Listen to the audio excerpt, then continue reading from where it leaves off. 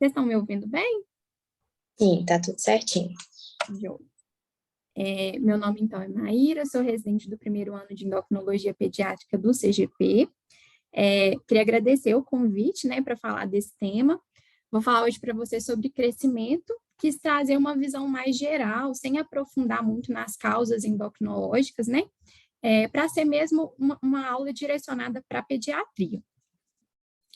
Quem me orientou nessa aula foi a doutora Gabriela Werneck.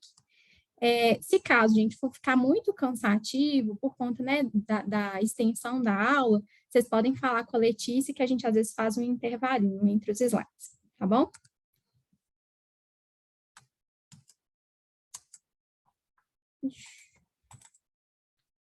Bom, então, o roteiro da aula, então eu coloquei aqui só para a gente ter uma noção de tudo que a gente vai falar hoje. Inicialmente, a gente vai passar pelas noções gerais do crescimento, falar um pouquinho sobre os instrumentos que a gente usa para fazer a avaliação do crescimento, falar sobre baixa estatura e as suas causas, como que é feita a abordagem diagnóstica dos casos de baixa estatura, principalmente, e quando investigar uma alteração do crescimento e quando encaminhar um endocrinologista. Bom, então a gente começa lembrando que... Maíra, Oi. os slides não estão passando, tá ficando pra gente só na tela, não tá em tela cheia e não passou o slide. Tá, deixa eu tentar. Eu vou cancelar e compartilhar de novo, então. Tá bom.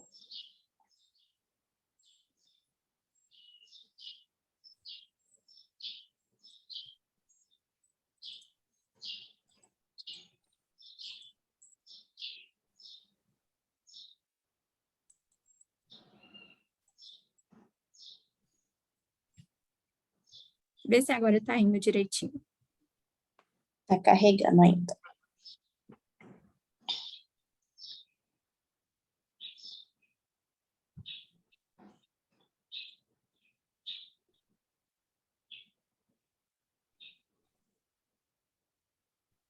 Passou, Lê? Ou ainda não? Ainda não, ainda tá carregando.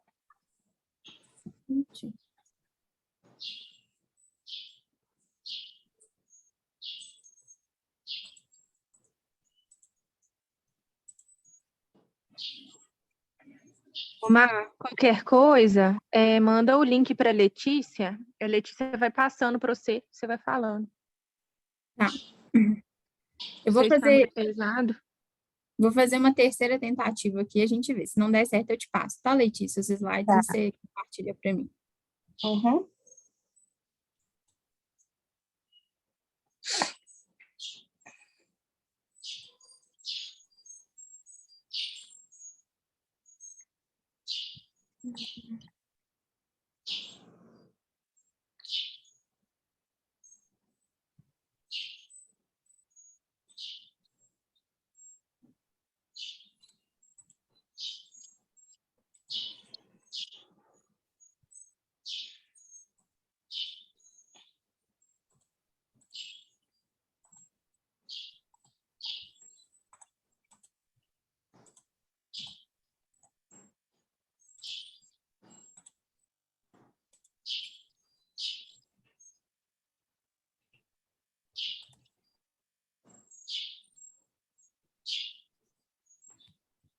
Deu certo ou não, Lê? Se não der, eu vou te mandar. Ainda tá carregando sua tela, tá com uma bolinha carregando. Iniciou o compartilhamento de tela, mas ainda não estamos vendo nada, não. Eu vou te mandar a aula, então, pode ser? Pode. Me manda o seu e-mail pelo WhatsApp que eu vou te mandar. Tá.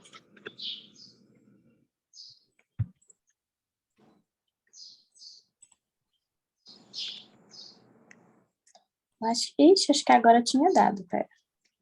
Você parou, né? Parei. Acabou de aparecer. Será que a gente tenta mais uma vez? Pode, vai tentando aí enquanto eu tô te mandando o e-mail.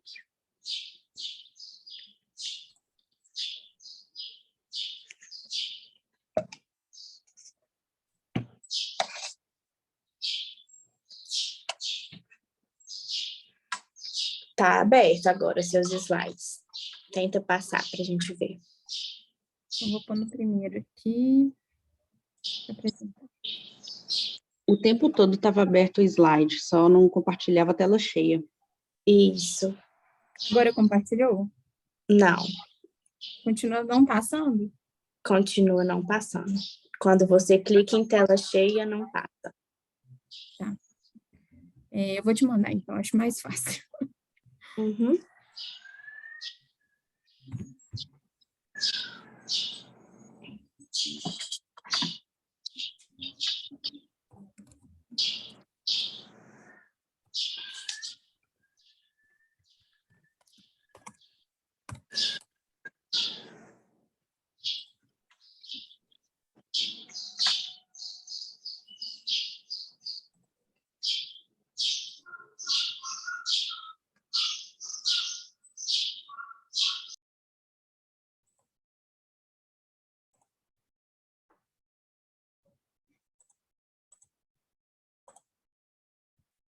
Mandei. Vê se deu certo.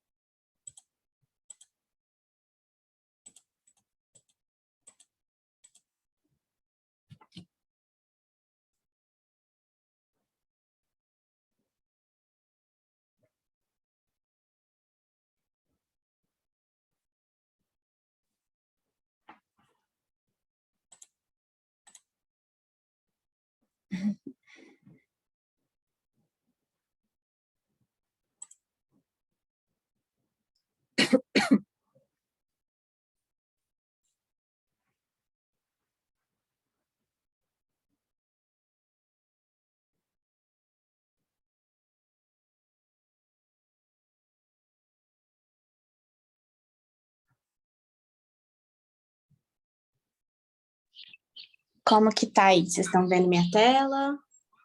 Não. Não tá vendo o slide? Agora foi o slide, mas tá pequenininho. Será que é só Tá. para mim? Tá na vertical. Vou virar.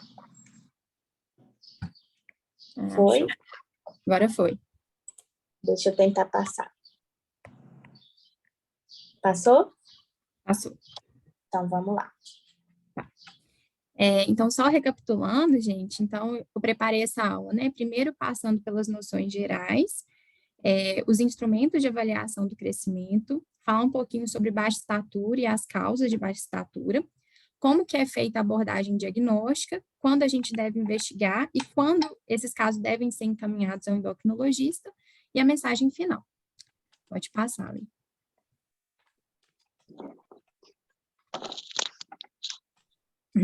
Bom, então, a gente começa falando, né, sobre o crescimento como característica fundamental da infância e da adolescência. E a gente sabe que aí, entre os 2 anos e até mais ou menos o início da puberdade, a gente tem uma certa previsibilidade da forma como o crescimento opera. Então, qualquer alteração que aconteça, né, seja nas curvas de crescimento, seja na velocidade com que esse crescimento se dá, isso levanta a possibilidade de condições patológicas, uma ampla variedade de doenças que pode estar associada a desvios do crescimento. Pode passar, Ali. Bom, E aí, a gente tem o pediatra como um grande sentinela das condições que podem gerar alterações de crescimento, porque o pediatra, através da puericultura, é capaz de rastrear essas crianças que têm alterações de crescimento que precisam ser investigadas, né? A primeira consulta da puericultura, né, idealmente, ela deve se dar no terceiro trimestre de gestação, porque nesse momento a gente consegue antecipar diversas situações que podem gerar prejuízo de desenvolvimento, de crescimento para aquela criança. E pontos chaves que sempre devem ser abordados nas consultas de puericultura envolvem, além de alimentação, atividade física, tempo de tela, questões como o ganho de peso e o ganho estatural. Pode passar ali. E aí eu trouxe essa tabelinha, eu sei que todo mundo aqui provavelmente decorou isso, né, da época que tentou a residência da pediatria, isso é de conhecimento comum, mas para a gente relembrar um pouco essas velocidades de crescimento, né? A gente vê que depois que o nenenzinho nasce, o primeiro ano de vida é onde a gente tem a maior velocidade de crescimento, então cresce 25 centímetros ano. Eu tenho um bebê que nasceu ali, né, por volta dos 50 centímetros, vai chegar ao final do primeiro ano com cerca de 75 centímetros. Entre 1 e 2 anos, essa velocidade já cai pela metade, vai crescer cerca de 12,5 centímetros ano. E aí a gente só vai ver novamente essa velocidade de crescimento tão acelerada na puberdade, no estirão puberal, nas meninas, né, e nos meninos. Por volta de 2 anos, até mais ou menos o início da puberdade, a gente tem velocidade de crescimento mais baixas, né? Aí, entre 4 a 6 anos, crescendo cerca de 6 centímetros ano, e de 6 anos para o início da puberdade, aquela velocidade de cerca de 5 centímetros ano. Pode passar, Letícia? Aí a gente vai falar um pouquinho sobre os instrumentos de avaliação do crescimento. Então, quais que vão ser as medidas que a gente vai utilizar para avaliar o crescimento das crianças. Pode passar. Então, sempre a gente tem que lembrar, durante as consultas, né, de puericultura ou as consultas de pediatria geral, de otimizar as medições da altura. Quando a gente tem indivíduos menores de 2 anos, o que é preconizado é que seja feito o comprimento supino. Então, a gente faz o crescimento, a medida deles, de barriguinha para cima. Já a altura em ortostatismo, a gente vai utilizar para aquelas crianças maiores de 2 anos. Então, a técnica é muito importante que seja feita de uma forma adequada, porque quanto mais precisa for a técnica, melhor vai ser a minha aferição. Então, a criança tem que estar idealmente relaxada.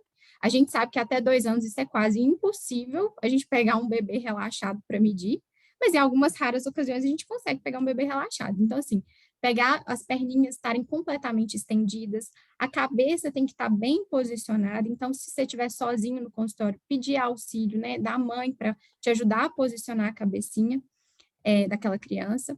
E lembrar que ela tem que estar posicionada no plano de Frankfurt, ela tem que estar, né, olhando para cima, e a gente tem que estar com a linha que cruza a região do pavilhão auricular, né, e o canto interno do olho perpendicular à linha média do tronco. O material que deve ser utilizado é preconizado que seja uma caixa firme com uma placa inflexível, que é onde a cabecinha da criança vai estar, onde está essa placa mais firme, e o estribo móvel, que é onde a gente vai colocar os pezinhos da criança para fazer a aferição. Mas tentar fazer com que as perninhas estejam o máximo relaxado e estendida para ter uma medição precisa. Pode passar. Quando a gente tem uma criança que já tem idade suficiente para ficar de pé, a gente tem que usar o estadiômetro de parede, né? É o ideal. O que não é ideal a gente utilizar é, por exemplo, o estadiômetro de balança. Eu vou até falar um pouquinho mais à frente. Mas a técnica, essa criança a gente também tem que deixar ela totalmente ereta, a cabecinha também no plano de Frankfurt, a parte de trás da cabecinha, coluna, nádegas, todas tocando o eixo vertical do estadiômetro, os calcanhares juntinhos, mas os pezinhos, os dedinhos um pouquinho separados. E eles colocam que o ideal é que a gente fizesse essa medida sempre no mesmo horário do dia. A gente sabe que isso, na prática, é um pouco inviável, porque nem sempre você vai marcar consulta no mesmo horário. Mas há uma variação de cerca de 0,8 centímetros entre fazer uma aferição no início da manhã e fazer uma aferição à tarde, por exemplo. À tarde, todo mundo é um pouquinho mais baixo.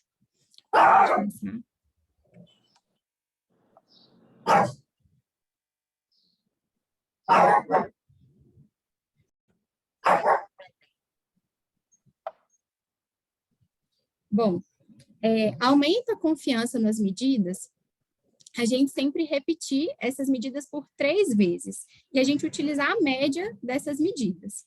Então, igual eu tinha comentado anteriormente, usar o dispositivo acoplado à balança, ele não é confiável. A gente, outro dia, foi medir uma criança com o dispositivo da parede, né, o estadiômetro de parede ou da balança, chegou a uma diferença de cerca de 4 centímetros entre as medidas.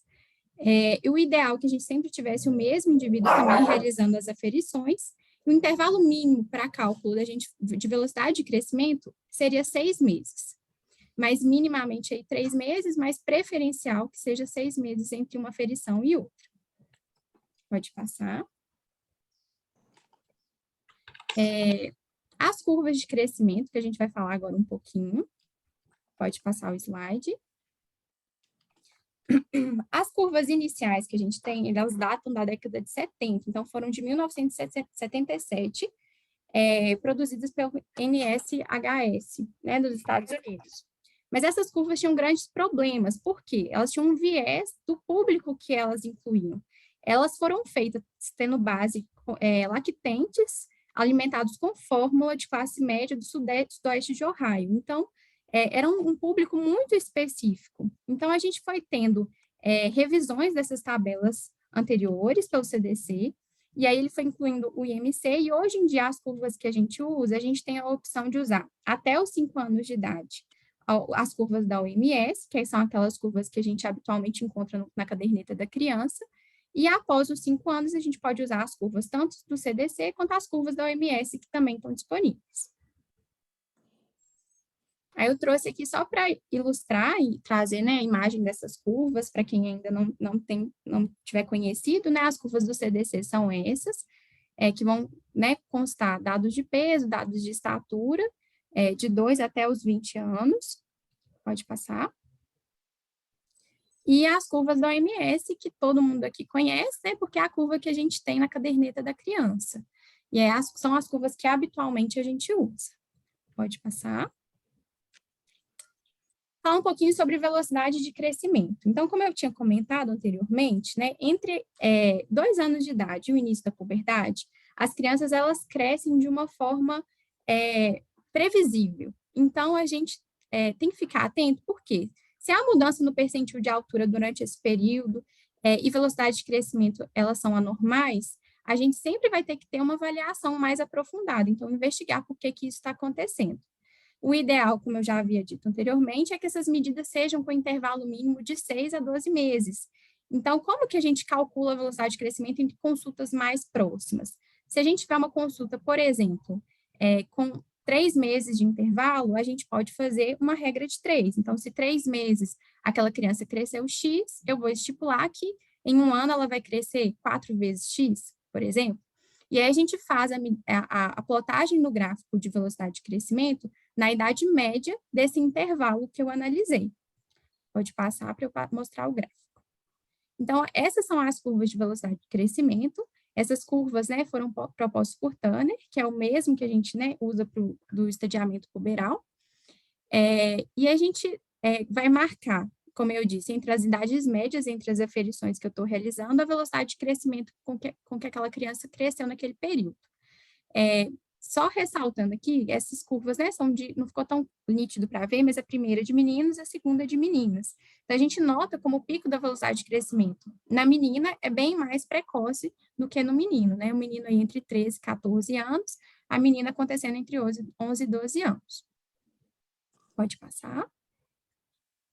E falar um pouquinho sobre curvas especiais, né? Então, sempre surge a dúvida, quais condições que tem curvas especiais para a gente fazer a colocação dos dados, quais condições que não tem. Então, existem curvas que estão associadas a condições clínicas que têm falência de crescimento. Então, eu trouxe aqui só para relembrar, então, Turner tem curva específica, a condroplasia tem curva específica, síndrome de Down, síndrome de Prader-Willi. E aí, se a gente tem um paciente que já tem uma condição que cause, né, uma baixa estatura, e a criança se desvia da própria curva dessa doença específica, isso pode indicar que eu tenho uma segunda condição subjacente que merece investigação.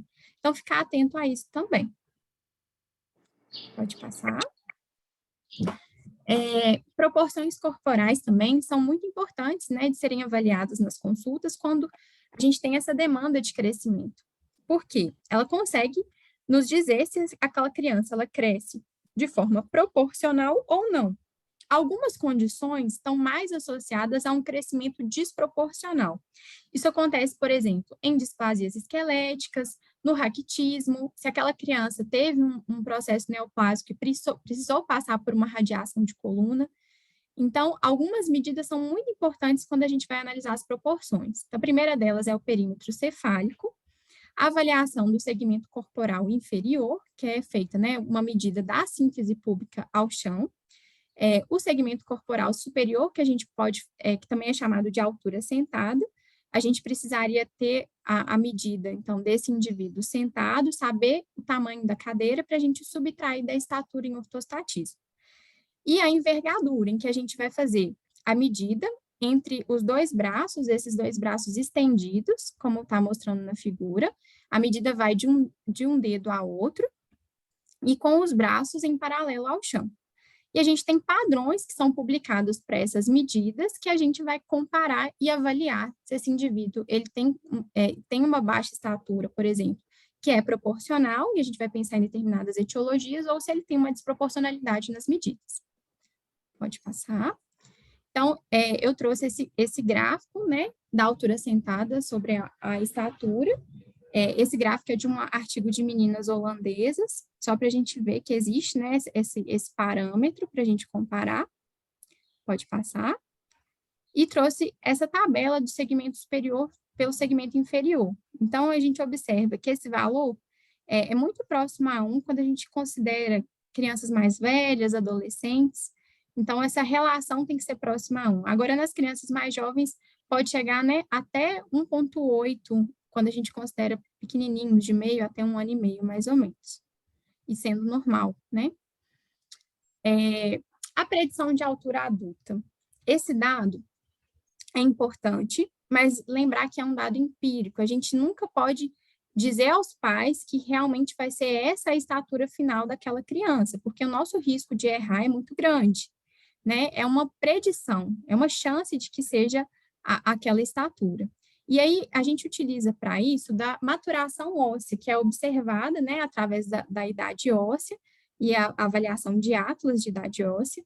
E aí, alguns autores tentaram estabelecer correlações entre várias variáveis para predizer qual que seria a estatura adulta.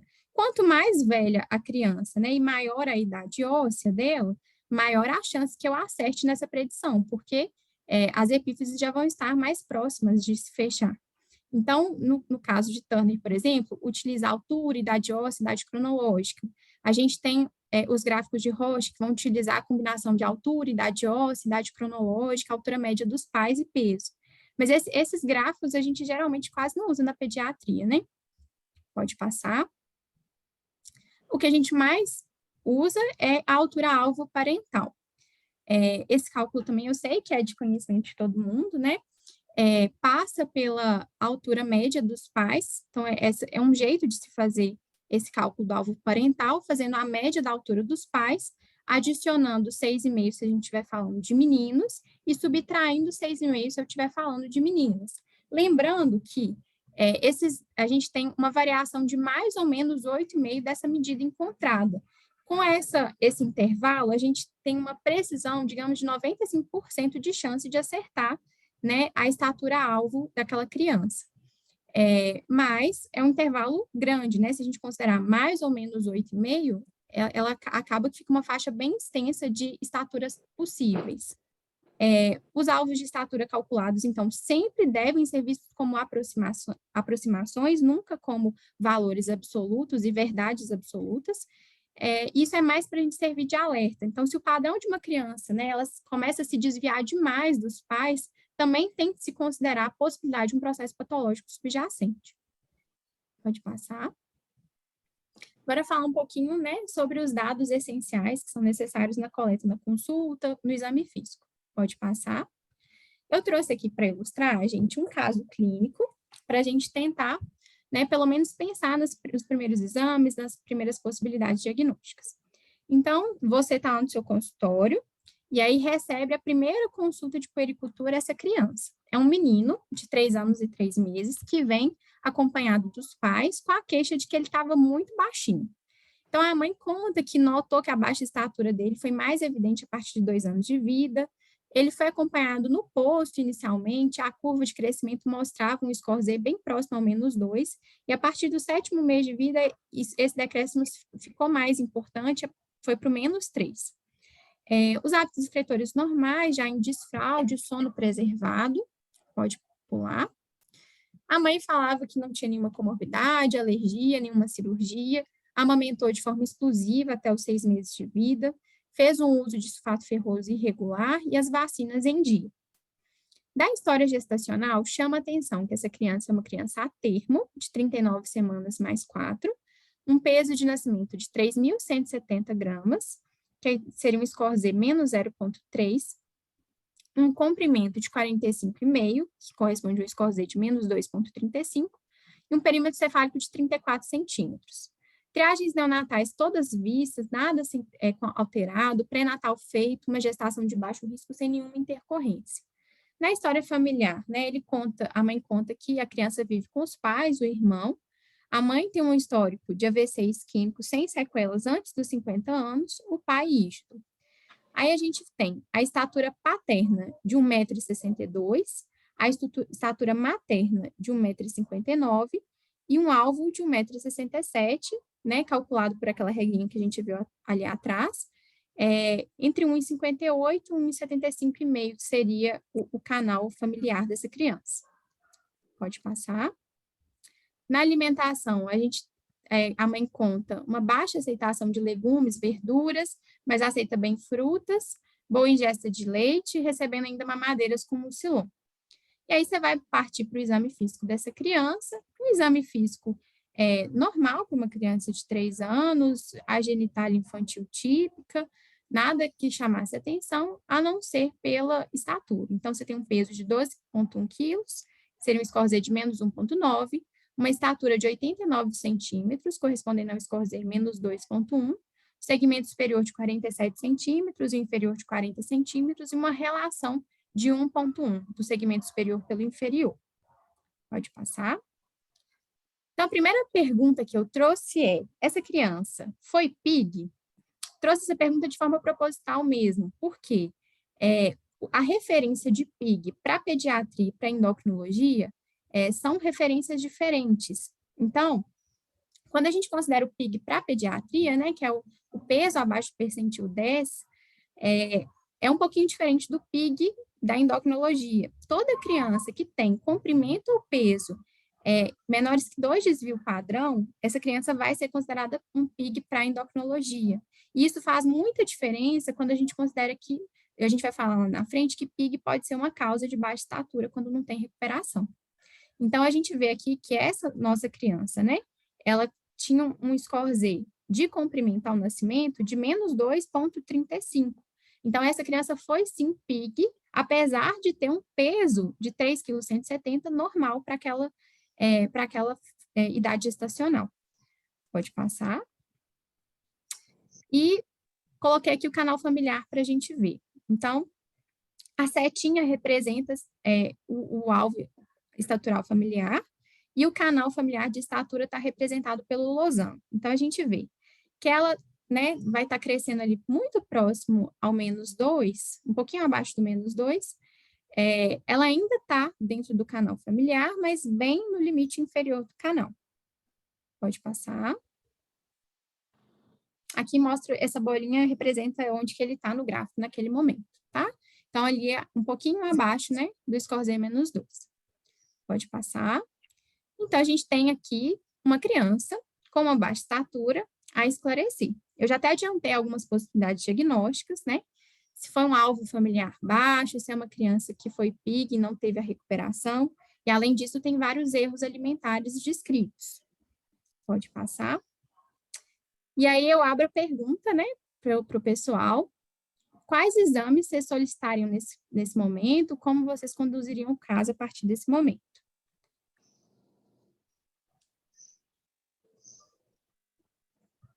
Pode responder, gente, quem quiser. Não precisem ficar com vergonha.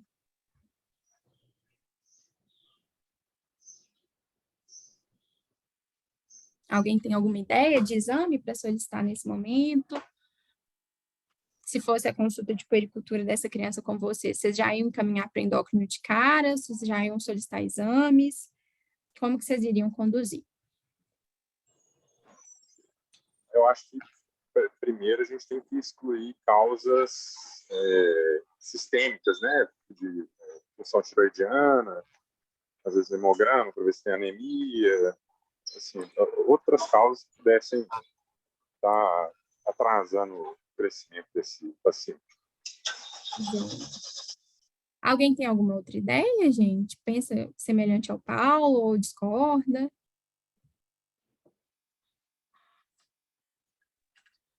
Talvez uma idade óssea, né? Sim. Gostei de seus palpites, Paulo. Bom, vou passar então, tá, gente? Então, assim, vamos falar um pouquinho sobre as causas de baixa estatura, né, para a gente entender um pouquinho dessa condução. Pode passar. Então, a baixa estatura, né, por definição, é quando a gente tem uma altura inferior a 2 desvios padrões em relação à média de indivíduos da mesma idade, sexo e população. Então, isso em percentil corresponde a estar abaixo de um percentil 2,5 para a estatura. Dos atendimentos de endocrinologia, a gente vai ver que é uma das condições que mais motivam os encaminhamentos. E dentro de todos os pacientes que são avaliados por conta de baixa estatura, só 5 a 10% deles vão ser portadores de alguma doença propriamente dita. Pode passar. Bom, e aí a gente tem diversos grupos de causas. Eu vou mostrar para vocês a tabela. É gigantesco o número de causas que a gente tem que pode levar a baixa estatura, mas a gente subdivide isso em grupos. Então, a gente teria os distúrbios primários do crescimento, aí aqui entrariam as síndromes, os PIGs, as displasias esqueléticas. A gente tem os distúrbios secundários do crescimento, e aí entra a parte mais importante do pediatra, que é tentar descartar mesmo essas doenças crônicas, que podem, né, estar manifestando inicialmente com esse atraso, essa alteração de crescimento, as desnutrições, as causas endocrinológicas, que aí entra deficiência de hormônio de crescimento, os distúrbios metabólicos, causas iatrogênicas, uso de medicações que possam estar atrapalhando o crescimento, a baixa estatura idiopática, que na verdade é um grande grupo, que vai até incluir as variações normais de crescimento, que a gente tem a baixa estatura familiar, a baixa estatura constitucional e as mutações que não incluem o eixo GH e GF1. Pode passar. A imagem não ficou muito boa, gente, mas assim, essa tabela ela é de um dos livros de endocrinologia que a gente usa como referência, só para a gente ver a quantidade de causas que podem levar a baixa estatura. Então, síndromes genéticas bem estabelecidas, que têm como baixa estatura como manifestação, os pequenos para a idade gestacional que não recuperaram, as displasias esqueléticas várias, as desnutrições, doenças crônicas sistêmicas, praticamente todos os sistemas podem ter doenças crônicas que levem à baixa estatura, a deficiência de hormônio de crescimento, né, que é o carro-chefe da endocrinologia, distúrbios de hormônio de crescimento que não envolvam, né, só a deficiência hormonal, pode passar. Outros distúrbios endócrinos, a gente vai falar deles um pouquinho, distúrbios metabólicos, causas psicossociais, anorexia, depressão, causas iatrogênicas, né, a irradiação por tratamentos de neoplasias, corticoterapia, quimioterapias e as variações normais do crescimento. Pode passar. E a gente começa falando das variações normais do crescimento. A gente tem, inicialmente, aqui eu vou falar um pouquinho da baixa estatura idiopática. E aí, essa baixa estatura idiopática é definida quando a gente tem a baixa estatura, que não foi justificada, nem por causas sistêmicas, nem por causas endócrinas, genéticas, nem por displasias, por desnutrição, no indivíduo que tem uma velocidade de crescimento adequada, tem um ganho ponderal adequado e que nasceu adequado para a idade gestacional. Então, a gente percebe que a baixa estatura idiopática é um diagnóstico de exclusão.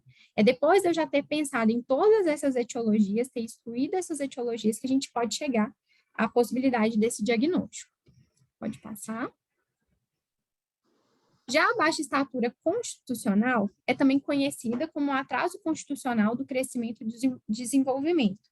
A gente tem, nesse caso, um atraso que não é patológico da maturação do eixo hipotálamo hipófise gonadal. É um quadro que é muito mais comum em meninos e a gente tem aqui bem marcado uma história familiar semelhante nos pais. Então, são pais que atingiram uma estatura normal e que tiveram também esse atraso no desenvolvimento puberal. E aí, essa criança, a gente vai ver que ela tem uma baixa estatura, tem um atraso puberal, vão ter adrenarca pubarca de início tardio, mas compatíveis com a idade óssea. A velocidade de crescimento delas é normal, o ganho ponderal é normal. A gente não encontra no exame físico, na história, nas avaliações laboratoriais, causas patológicas para essa baixa estatura. E chama a atenção que a maioria vai atingir a altura final adequada para aquela altura-alvo que aquela criança tinha. Pode passar.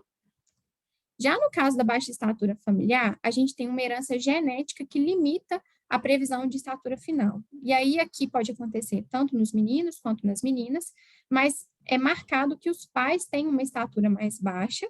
Então, são pacientes que têm uma baixa estatura, que estão crescendo dentro do seu alvo familiar, mas que é um alvo baixo, vão ter puberdade adequada para a idade cronológica, tem velocidade de crescimento, ganho ponderal normais, tem a idade óssea compatível com a idade cronológica, mas a maioria vai atingir a altura final adequada para aquele alvo, mas lembrar que nem por isso eles vão atingir uma estatura adequada, porque eles geralmente vão ser adultos baixos, correspondendo a esse alvo familiar baixo mesmo.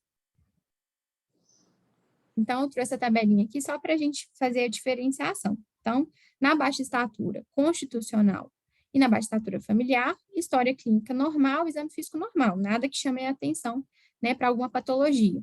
No caso da baixa estatura familiar, a estatura dos pais é baixa.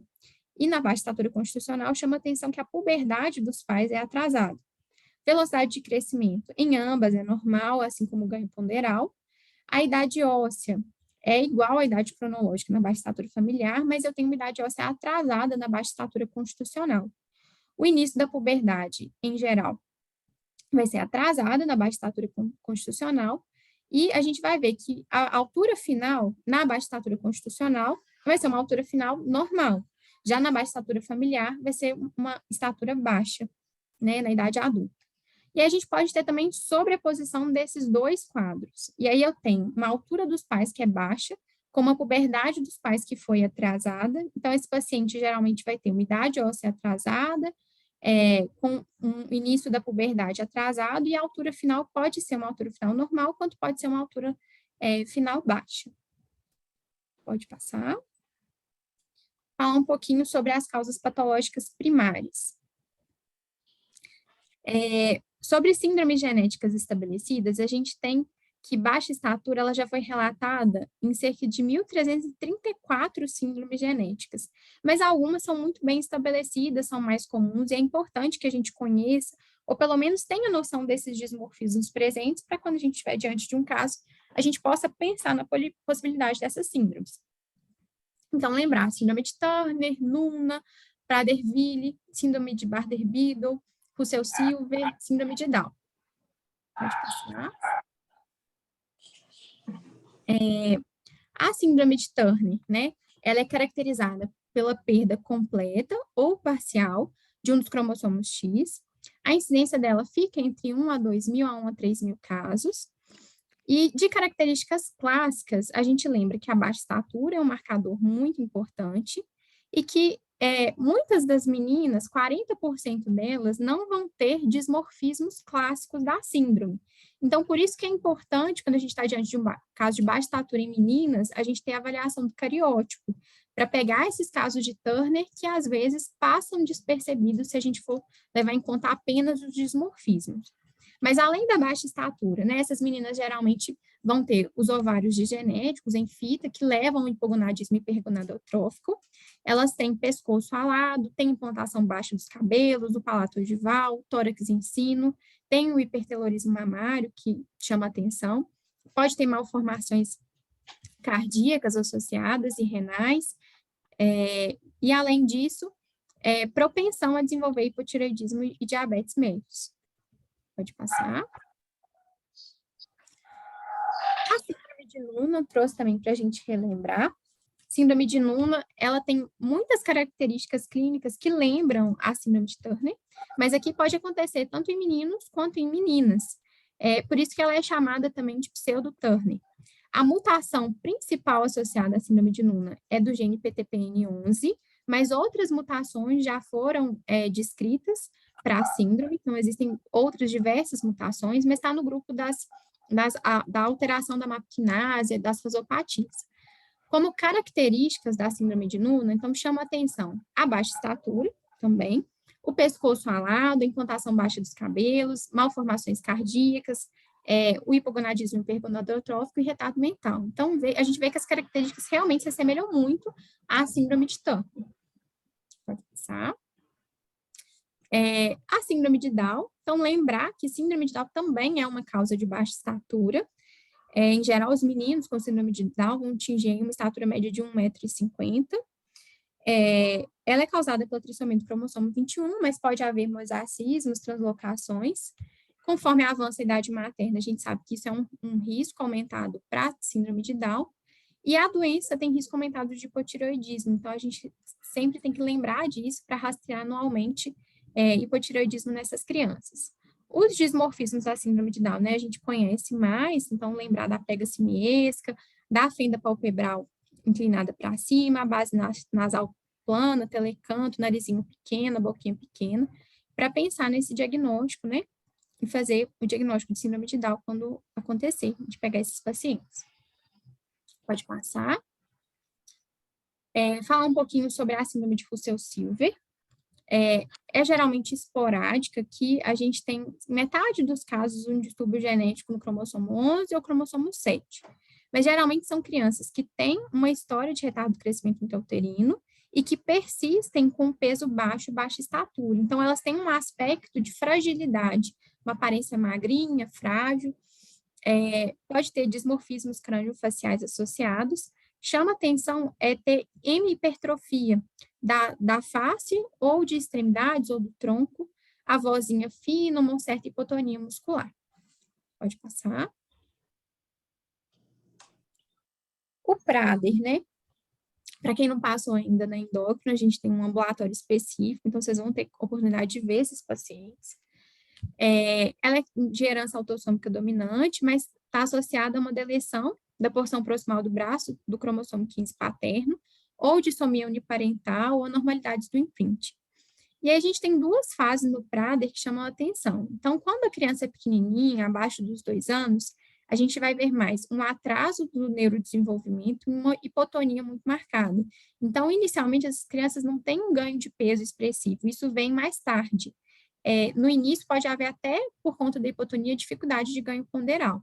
Posteriormente, é que vem a hiperfagia e a obesidade que marcam, né, a síndrome. Tem outras manifestações dos dismorfismos, a baixa estatura, as mãozinhas são geralmente pequenas, tem os olhinhos em forma de amêndoa, tem um certo grau de retardo mental, micropênis, criptorquidia, e essas crianças têm deficiência de GH, inclusive é uma das indicações de uso de GH. Pode passar. E trouxe também a síndrome de Bardet-Biedl, que é uma síndrome que também cursa com baixa estatura, é uma ciliopatia de envolvimento sistêmico, vários genes estão envolvidos, mais de 12, e aí a gente tem como característica, né, uma obesidade sindrômica, com mãozinhas, pezinhos pequenos, baixa estatura, pode ter polidactilia, pode ter retinite pigmentosa e malformações renais. Pode passar. Ponderar sobre as displasias esqueléticas. Então, quando a gente faz a aferição, né, das proporções corporais, dos segmentos corporais, a gente está tentando prever possibilidade, inclusive, desse diagnóstico, quando a gente tem uma baixa estatura que é desproporcional. A gente consegue, às vezes, suspeitar fácil de displasias esqueléticas, mas confirmação diagnóstica é mais difícil, porque eu tenho várias possibilidades dentro das displasias esqueléticas.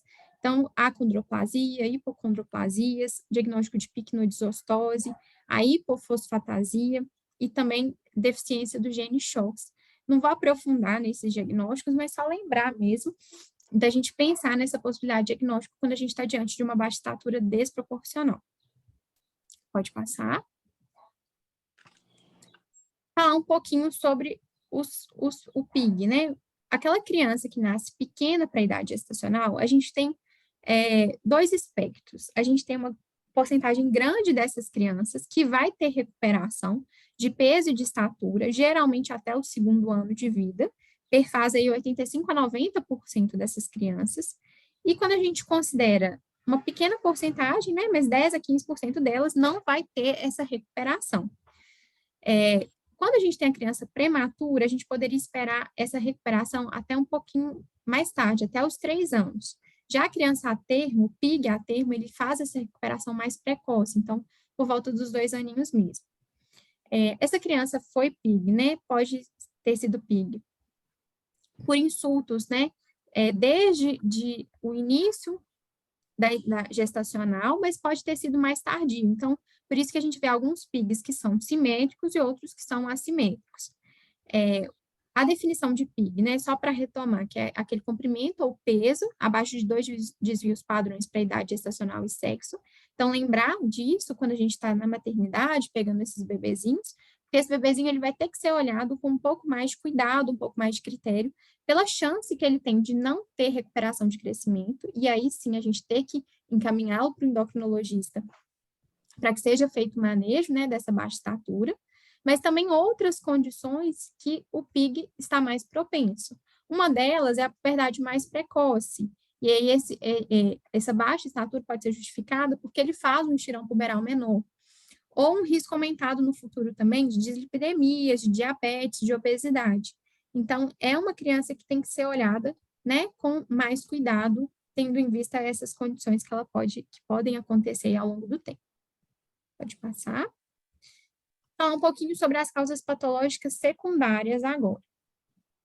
E aí, eu trouxe aqui essas causas porque são causas que o pediatra vai identificar e que pode passar pelo tratamento pediátrico, às vezes, sem nem chegar ao endocrinologista, né? Porque são causas que vão levar a déficits mesmo do crescimento. Então, a desnutrição é uma causa muito importante. A gente, hoje em dia, né, na nossa realidade, talvez não veja mais a desnutrição como era no passado, mas a gente ainda vê casos, né, de distúrbios alimentares em adolescentes ou, né, em crianças mais na fase, né, pré-puber ali, ou a gente pode ter também aqueles indivíduos, né, que tem paralisia cerebral, a gente vai ver isso mais marcado. Mas ela vai ser caracterizada laboratorialmente por uma elevação do GH e redução do IGF-1. Isso está muito associado a uma resposta adaptativa do próprio organismo. Por quê? A gente tem um GH alto, que estaria envolvido aí no redução da ação lipolítica e uma ação anti-insulina. Então, a gente tem uma proteção das proteínas, e um IGF baixo, porque a gente tem um mecanismo de defesa mesmo, de poupar calorias para o mais importante para aquele indivíduo, que não vai ser crescer naquele momento em que ele está em depressão. Então, sempre atentar nos adolescentes, nos pré-adolescentes, para as dietas, para os distúrbios alimentares, para os distúrbios da autoimagem, que podem estar impactando no crescimento. Pode passar. E lembrar também das doenças crônicas. Essa sim, né, a gente está bem habituado no CGP a ver diversas delas, então não raro a gente pega alguma criança que tem uma doença crônica e que de forma sobreposta também caminha com uma baixa estatura, com uma dificuldade de crescimento. Então lembrar, né, na parte da gastro, as doenças desabsortivas, doença celíaca, doença de Crohn, que podem manifestar inicialmente só com uma alteração de velocidade de crescimento ou uma criança que não está crescendo ali de forma adequada. E aí, o rastreio para essas doenças torna-se importante para a gente, às vezes, antecipar esse diagnóstico antes de outras manifestações clínicas aparecerem. Doenças cardiovasculares, né, todas as doenças, né, que a gente tem um prejuízo do delivery de oxigênio para os tecidos, pode cursar com alterações de crescimento, e as cardiopatias congênitas entram nesse contexto. As doenças renais, então, indivíduos que têm síndrome de Fanconi, uremia, acidose tubular renal, um ambiente ácido, né, perdas eletrolíticas não permitem um crescimento adequado. Então, isso pode levar a alterações do crescimento. Lembrar também que muitas das doenças renais, a gente tem a terapia crônica com glicocorticoides, que também geram prejuízos, né, no crescimento estatural e ponderal. As doenças hematológicas, a gente destaca, né, as anemias, a talassemia, por essa própria questão, né, da entrega de oxigênio, de fatores de crescimento, os erros inatos do metabolismo, doenças pulmonares, a fibrose cística muito importante, como causa mesmo de deficiência de crescimento, 18% dos pacientes vão estar abaixo do percentil 5 de estatura, e asma crônica, porque usa corticoides de forma prolongada, e lembrar das infecções por parasitas intestinais, também não é tanto a nossa realidade hoje em dia, mas hora ou outra a gente pega algum caso. Então, lembrar de rastrear isso para descartar como causa de alteração de crescimento. Pode passar. Vou trazer um pouquinho, gente, sobre a deficiência de hormônio de crescimento. Então, talvez seja o carro-chefe, né, da endocrinologia, quando a gente pensa em doenças, né, que levam à alteração do crescimento. A deficiência do hormônio geralmente está associada, né, à mutação, deleção do gene GH1 pode estar associada à ausência de GH, e essa deficiência de hormônio de crescimento, ela pode ser congênita, por mutações genéticas, mas pode ser também adquirida. Então, pode ser secundário, por exemplo, a traumas, a infecções do sistema nervoso central, a processos neoplásicos, e pode ser isolado ou múltiplo. Então, eu posso ter a deficiência isolada do GH, mas posso ter também um panhipopituitarismo, por exemplo, deficiência de múltiplos hormônios, né?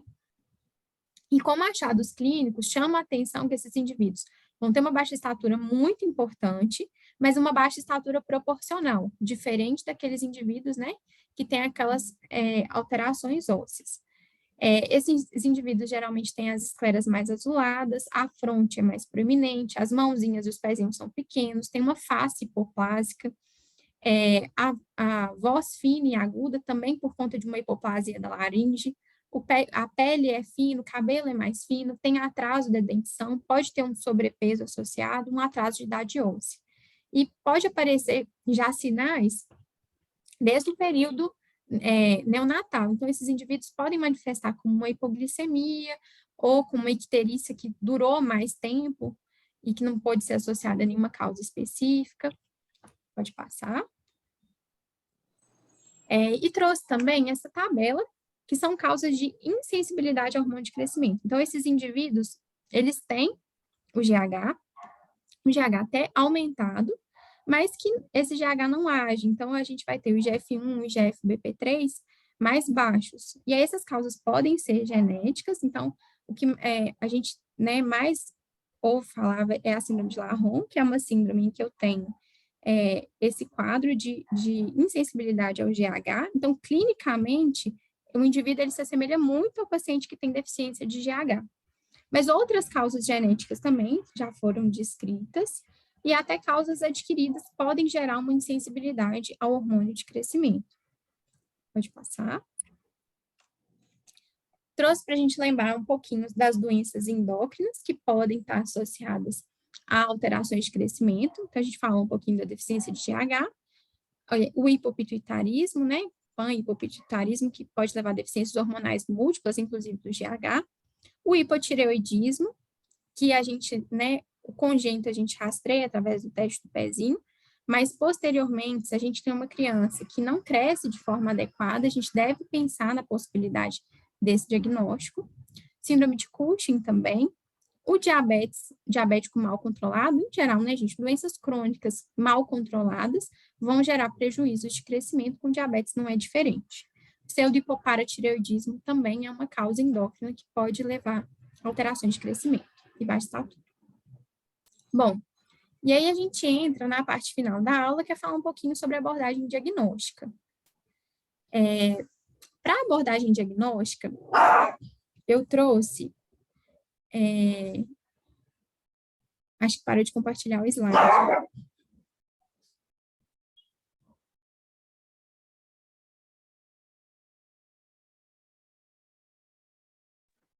Tô achando que a Letícia caiu. Pois é, o slide caiu. Vou mandar uma mensagem aqui para ela. Peraí. Ah.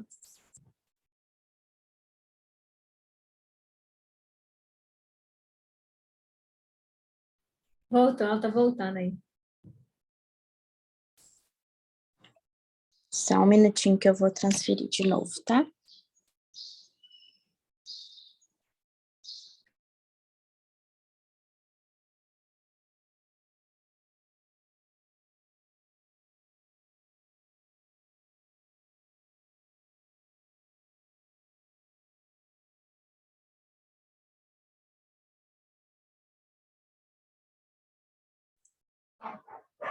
Pronto.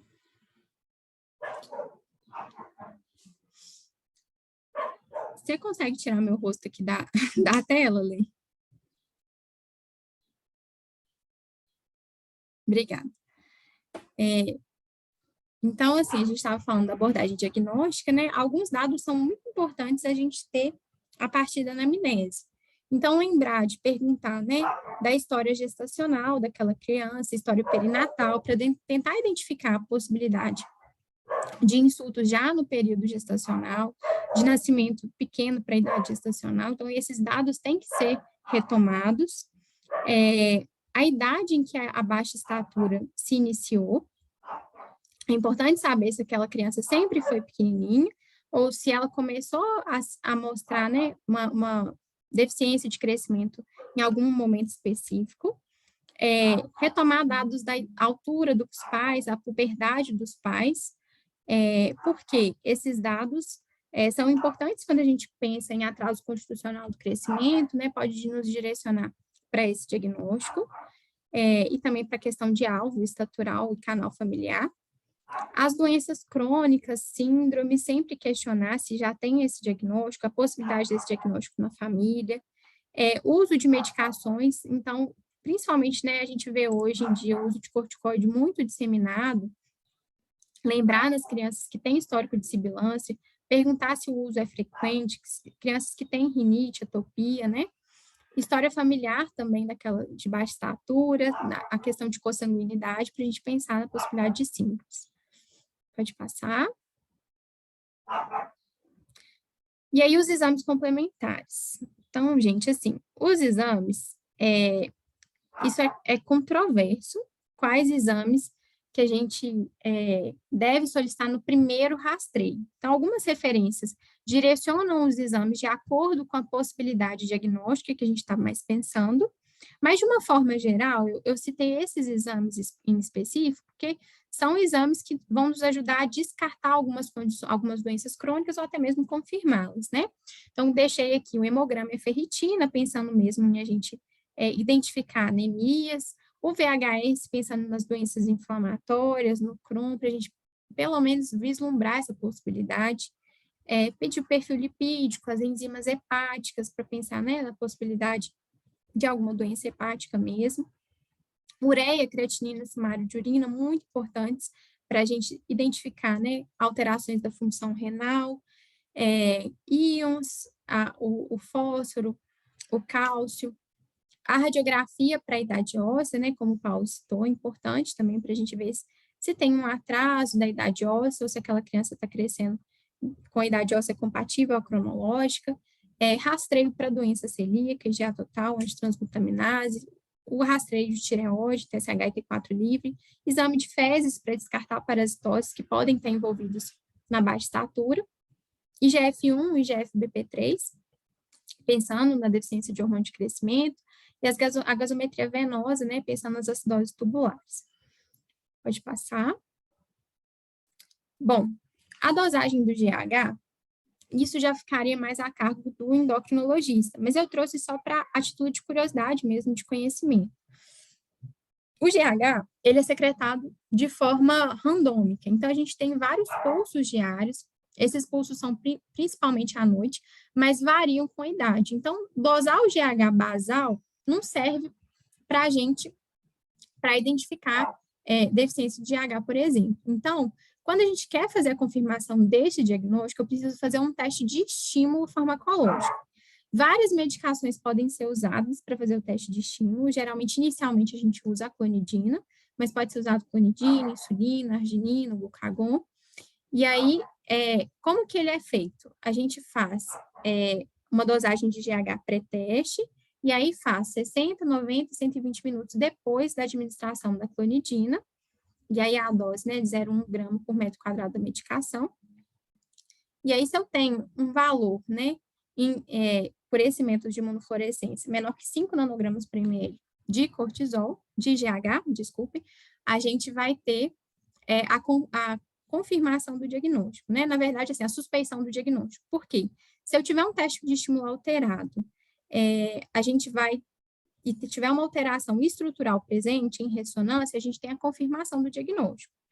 Agora, e também se eu tiver uma história de radiação prévia ou uma síndrome genética. Se eu não tenho nenhuma lesão estrutural confirmada, eu precisaria fazer um segundo teste de estímulo para confirmar esse diagnóstico de fato. Pode passar.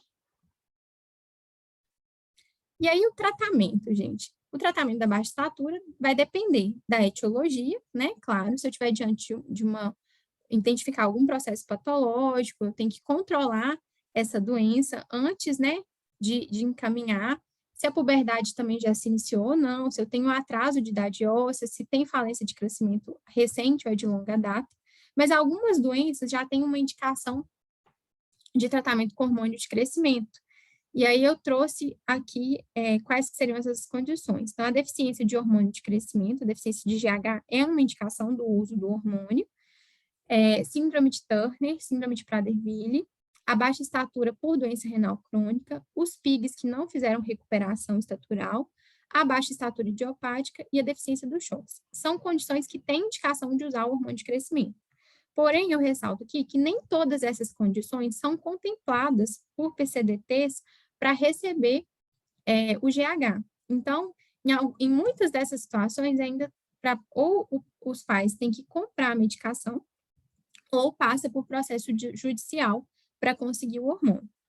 Pode passar. Trouxe para a gente ver né, os aspectos práticos do uso do hormônio de crescimento, só para conhecimento mesmo também. Então, o hormônio de crescimento, ele é aplicado diariamente, é uma aplicação subcutânea, da mesma forma como a gente aplica insulina, e a gente tem a possibilidade de fazer ele por canetas ou por frasco, por a seringa com os frascos. Quando a gente tem doenças que são contempladas por PCDTs e a gente tem a disponibilidade desses medicamentos na farmácia de Minas, geralmente é ofertado os frasquinhos, né, que são por aspiração com seringa, e vai ter essa aplicação diária. Então, é um tratamento de longa data, porque até, né, esse paciente, geralmente, completar o seu crescimento, ou ter uma queda da velocidade de crescimento, ou se não tiver resposta, é que a gente vai manter esse tratamento. Então, pode durar vários anos usando o hormônio diariamente. É um tratamento que é caro, né, quando ele não é obtido, né, via farmácia de Minas ou por judicialização, é um tratamento que geralmente é bem oneroso para as famílias, então nem sempre a gente vai ter a disponibilidade de usar, mesmo quando está bem indicado o hormônio. Mas é isso, assim, lembrar que a gente tem que identificar aqueles casos que têm a indicação, para a gente saber até se a gente pode pedir ou se a gente judicializaria nesse caso. Pode passar. Bom, e a gente chega no finalzinho da aula, falando um pouquinho quanto que a gente deve investigar os problemas de crescimento. A gente sempre deve investigar quando eu tenho uma baixa estatura, né? Então, se aquela criança está inferior a 2 desvios padrões ou abaixo do percentil 3, essa criança merece ser investigada para baixa estatura. Se ela tem uma estatura abaixo do limite inferior do canal familiar, então, se eu tenho uma estatura abaixo de 8,5 do alvo estatural familiar dela, então essa criança também merece ser investigada. Ou se a gente está acompanhando uma criança, essa criança está apresentando uma queda da velocidade de crescimento. E como que eu vejo isso de forma prática? A gente vai ver a queda dessa criança nos percentis da avaliação longitudinal da curva de crescimento. Pode passar. para o endocrinologista. Então, assim, todo caso que é avaliado pelo pediatra como a baixa estatura precisa ser encaminhado ao endocrinologista. Então, a primeira coisa que o pediatra vai fazer é confirmar essa baixa estatura, fazer o rastreio inicial, tentar identificar doenças tratáveis, condições tratáveis, mas se caso, né, ele já afastou essas doenças crônicas, ou já diagnosticou e já estabilizou essas condições, e aquela criança persiste, né, na baixa estatura, é o momento de encaminhar, sim, ao endocrinologista. Ou se há suspeição de uma doença endócrina, uma deficiência de hormônio de crescimento, por exemplo, é uma indicação de encaminhar ao endocrinologista, e principalmente os pequenos para a idade gestacional que não tiveram uma recuperação do crescimento. Pode passar. Então, como mensagem final, pode passar o slide. Os desvios de crescimento, então, né, eles podem ser o primeiro indício de uma patologia subjacente, então, a gente sempre tem que valorizar essas alterações do crescimento, e o pediatra tem um papel fundamental em identificar quais os casos que merecem investigação adicional e quais desses casos vão precisar ser encaminhados ao especialista. A gente tem que, às vezes, o momento chave, então, vem dessa avaliação pediátrica, porque ele consegue identificar, ele identificando de forma precoce, a gente não perde o tempo oportuno para tratamento.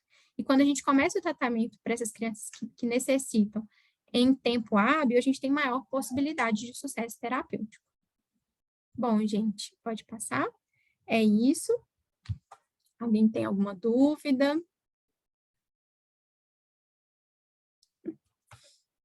Todo mundo gostou dos slides, né? Paulo está aqui comentando. Ficaram fofos.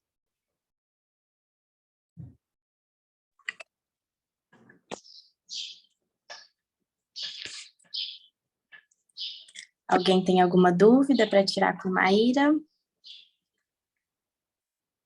Parabéns, Maíra. Adorei a aula, foi excelente. Muito esclarecedora.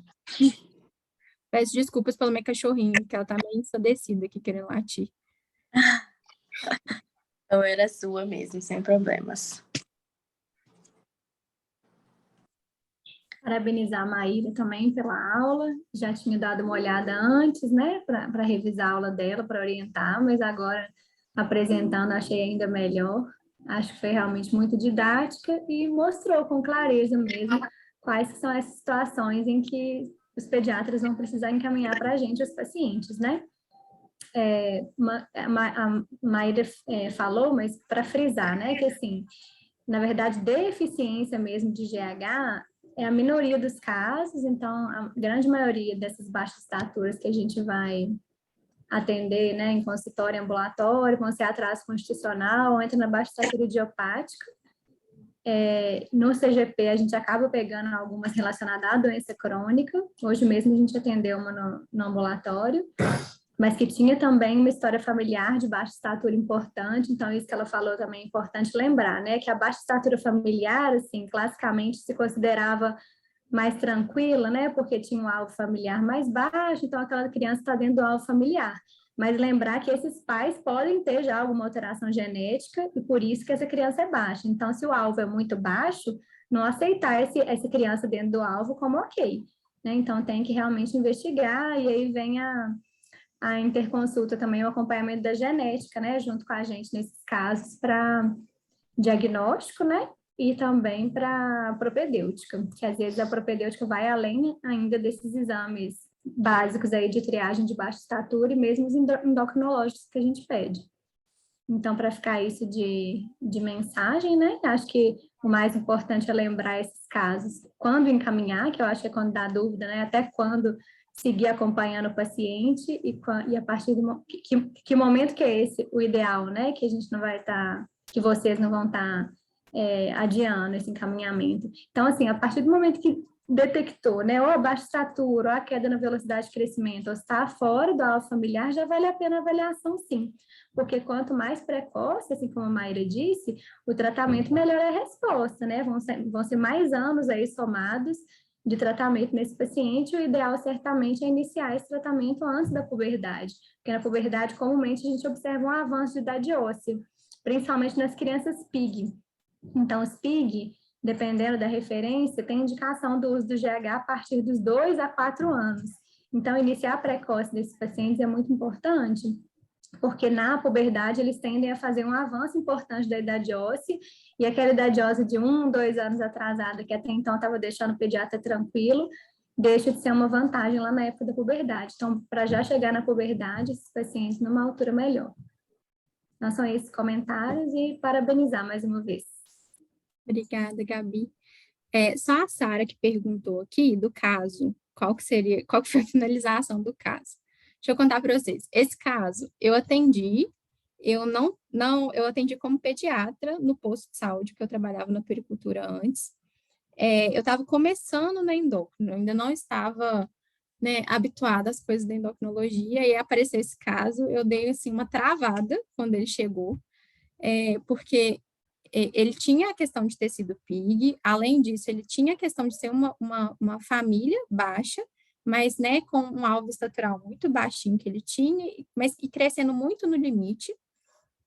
Ele ainda não tem uma finalização, porque ainda está em curso. Até o momento que eu acompanhei ele foi evoluindo com uma queda de velocidade de crescimento. Ele meio que estagnou a velocidade de crescimento.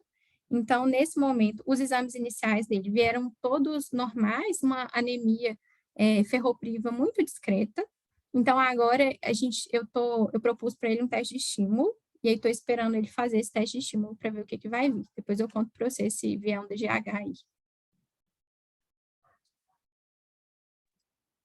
Ótimo, obrigada, Maíra. Acho que respondeu, né? Tudo que tinha lá no chat também. Obrigada, Maíra. Obrigada, Gabi, pela participação também. Foi excelente a aula. Tchauzinho, pessoal. Então tá, pessoal. Tchau, tchau. Tchau, tchau.